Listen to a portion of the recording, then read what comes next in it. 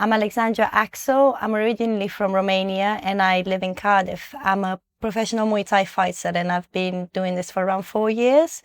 I'm next fighting on Leapfrog Fight Night on the 24th of August in Abbey Vale in Cardiff. First home show for me personally. Well, yeah, this is the first one. We have close ones in Abbey Vale. But I look forward to finally fighting at home, to call it that. Cardiff. How long have you been in Cardiff for when you moved from Romania? So I moved from Romania. I moved into Cardiff when I was 12 years old. I moved here with my father. I have a couple of siblings that live in the UK, but most of my family is still in Romania. So Cardiff is my second home. I spend more time here than I have in Romania at this point, although I'm not Welsh, obviously. How does the culture, the growing up, the communities differ from in Romania and now in Cardiff? Yeah, it's drastically different, and I do try to keep like a well-balanced mindset and lifestyle between what UK culture for living and dealing with life in general, as opposed to how people deal with life in Romania. Romania is a poor country, and Romanian people were very well known to work very hard. Wherever we go, most of the people in Romania that are out overseas working in other countries. So we're very well known for that. Romania is like, how do I put it? It's a country full of passion. The people are full of passion and full of no quit. Nobody gives up there. So I find that the lifestyle here, it's a lot easier to bear with. And even though people find some of the things they deal with in this country, for me personally, compared to what I've experienced back home, it's a walk in the park. So I do find that everything's so much easier here and people take for granted things and opportunities, and just the lifestyle in general is so much easier here. Awesome. And did you start Muay Thai in Cardiff, or were you doing it back home as well? I've only been doing Muay Thai for 4 years. I started when I was 24, and I'm going to be 28 on the 26th of July, so just before this next fight. So yeah, I haven't been doing this sport for long, and I started and done in Cardiff, and I've been with Jimpy, my coach, since the very beginning. So I've only known one gym, one family, one coach the entire time I've been doing this sport, and it's going very well as far as I can see. Why did you start? I've always been known to be a rough kid. I've got ADHD, I can't stay still, and I've always been in fights. But initially, I started white collar boxing about, I'll say 7 years ago, and I've done it for charity. My stepfather was a soldier in the army, and it was a Help for Heroes, so I thought it was a really good cause. He was very close to my heart, and that's how it all kicked off. It was only after the lockdown that I couldn't get to the gym or being able to train anywhere, so I ended up getting a hold of a Muay Thai coach that was doing it in his garage. And because it's the only sport that I could do, I was like, all right, I'll try Muay Thai. And I fell in love ever since. I was like, wow, this is so beautiful. Violence. And talk to me about growing up in the UK, especially sort of age 12 to 16, where I'm assuming you're still learning English, but you're having to go to English or Welsh schools, you're having to make friends here. Tell me about the difficulties. Oh, honestly, it was really, really tough. I didn't speak a word of English when I moved over, so it was really difficult learning the language. And kids are brutal, man. Kids are brutal in schools and high schools, especially at that age, teenagers. And yeah, there was a lot of fighting going on, a lot of bullying. So it's tough growing up.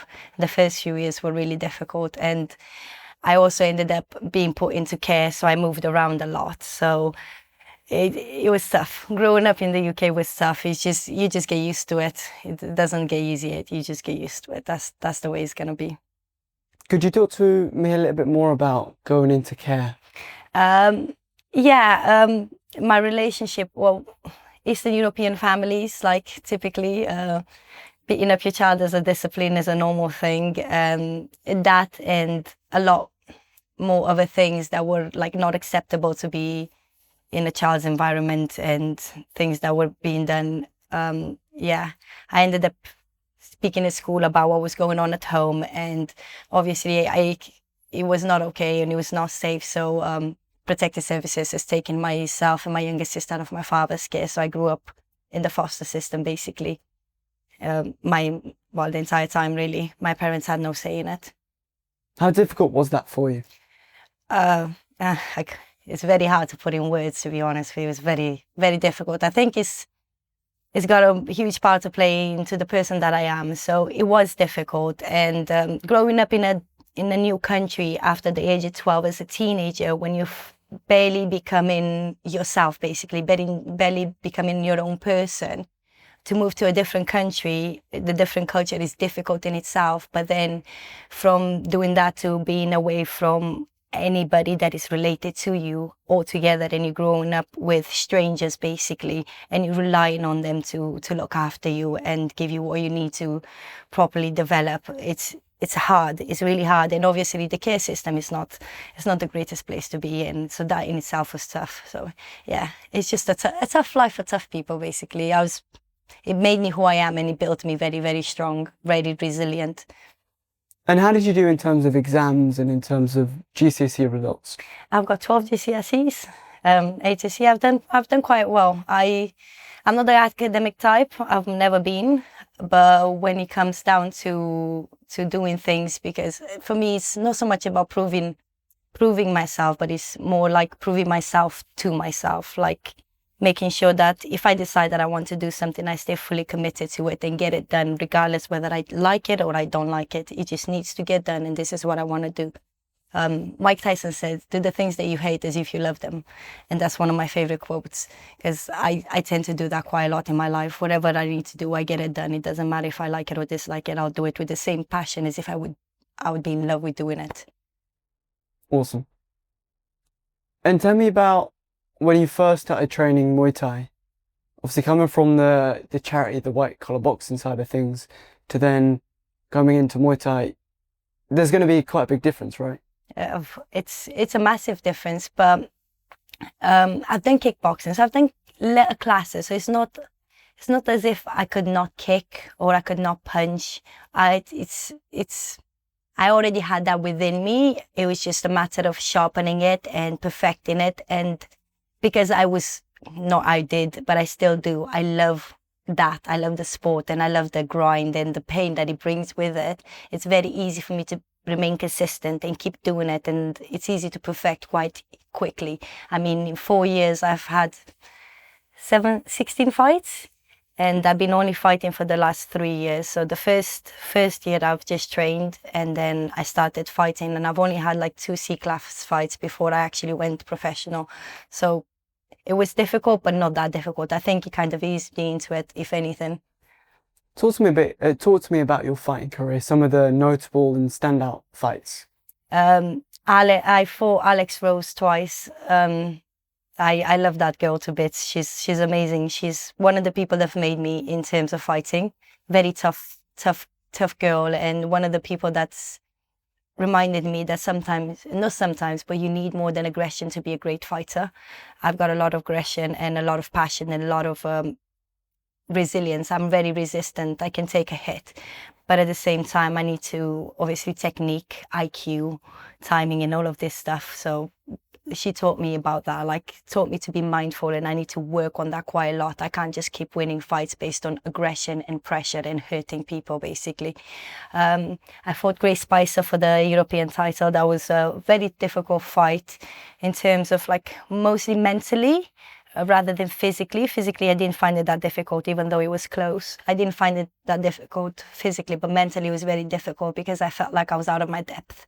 I felt like I was biting off more than I can chew. And because I'm the type of person that whoever you offer me, I'll be like, yeah, okay, I'll fight it. And I don't really look at what they've achieved and what have they done in their career and who they are. I don't give them the props that they deserve, basically. I just look at them like, yeah, it's another person, I'll fight you.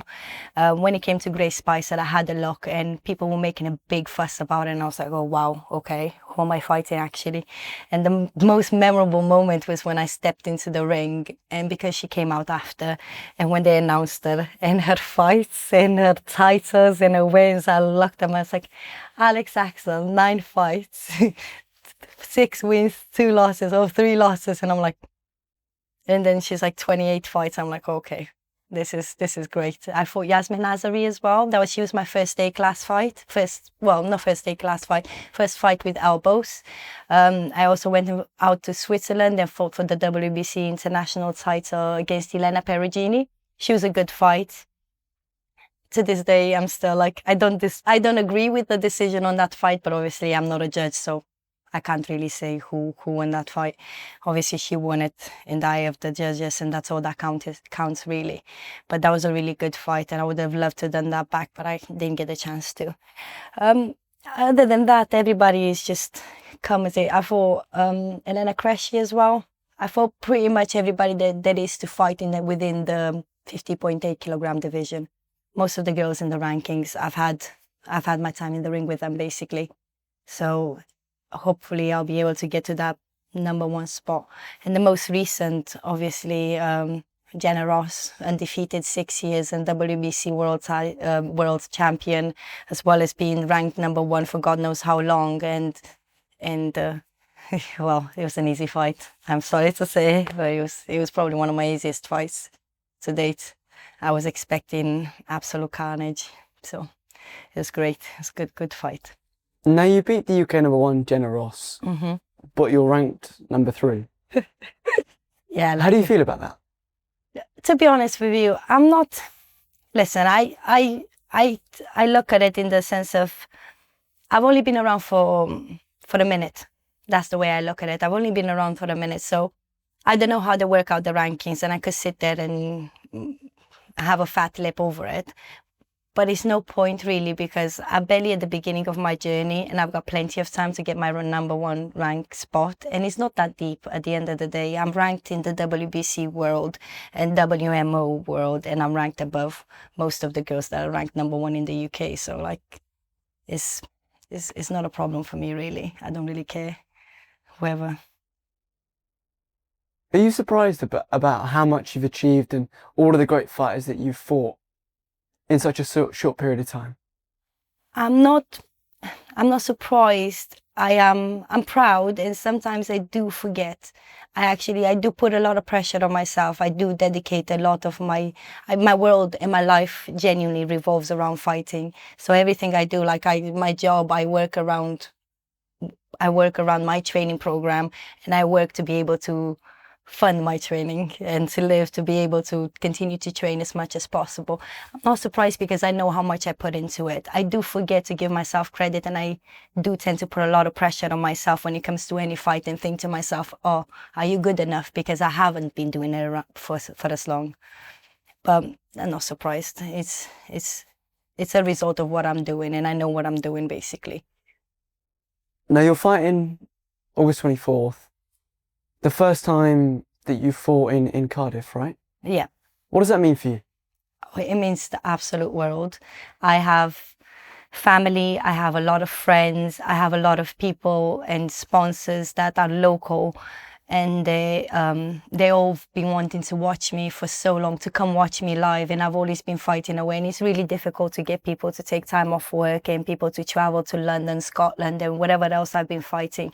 So this is a massive deal for me, just simply because I will be able to have a good support system, and I will be able to have hear my name being shouted out when I walk out. I would never had that. It's always been a matter of silence.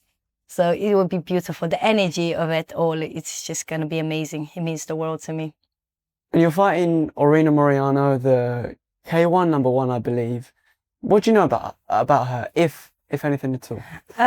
So I did not know about her until I seen the highlight reel of her knocking off Zana Shakaut. So I did not know, and I did look her up there. That was before I even knew that I might have a chance of fighting her.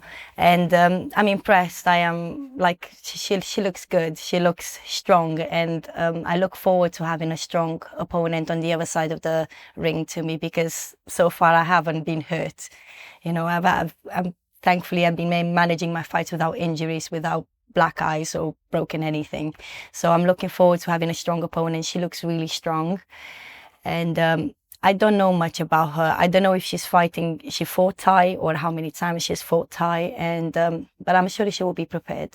I don't think any fighter goes into the ring with the idea, oh, I'm too good for whoever. I'm not too good for anyone, and I'm expecting a tough fight from every person that steps in the ring with me. Awesome. And what's one piece of advice that you'd give an Axel of 13, 14 years ago when you were putting into the social services and you were struggling with English and you were probably in a very tough period of your life? It is that simple.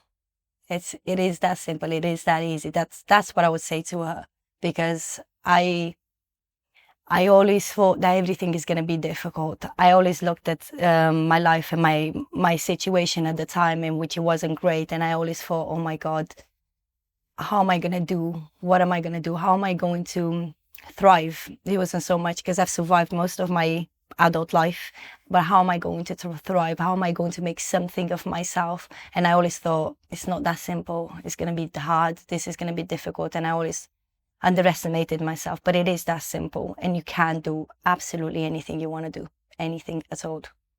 Awesome. And what can we expect from you on August 24th?